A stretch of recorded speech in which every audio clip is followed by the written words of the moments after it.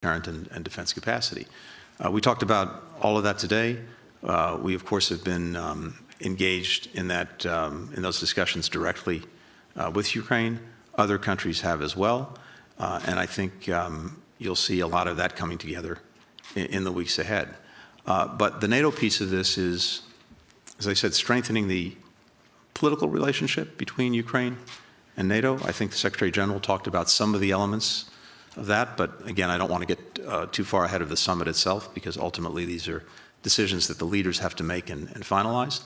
But also, as I said, very practical support, including the work that NATO will do to help bring Ukraine fully up to NATO standards. So all of that will be coming forward in the next weeks, and as I said, my full expectation is there'll be a very strong package of support on both the political side and the practical side when the leaders get together in Vilnius. And the path towards NATO accession that the chairman mentioned, is that something that was on the table today, or that you saw agreement on? This was part of our discussion today, and I think we'll now have an opportunity, everyone will have an opportunity to discuss that back home with our respective leaders, and I fully anticipate that'll be part of the conversation at Vilnius. But again, I'm also confident that the result in Vilnius will be a robust package of political and practical support for Ukraine. Final question goes to Vilde Weeken with Aftenposten. Yes, Secretary Blinken. With increased tensions with Russia and Sweden and Finland joining NATO, has the Nordic region become more important for the United States? And can you elaborate a little bit on what the American presence post in Tromsø will entail? And can we also expect more American military presence in our area and in the high north? Thank you. Right. Thank you.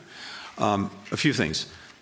First, when it comes to Norway, when it comes to Finland, when it comes to Sweden, we of course have long-standing relationships, bilateral relationships with all three countries that we very, very much appreciate. And I think you've seen over the years, we've been working in a variety of ways with all three countries when it comes not just to security, but to trying to deal with challenges both in Europe and in the region, but also well beyond, to include the Arctic, but also to include global challenges, food security, energy security, global health, et cetera.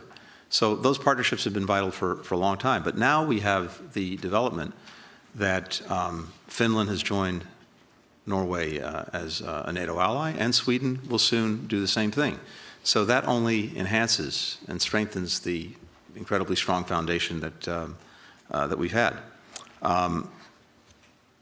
For us, the presence post in Tromsø is really an ability to have a diplomatic footprint above the Arctic Circle. And as I said, it's the first one that we've been able to have.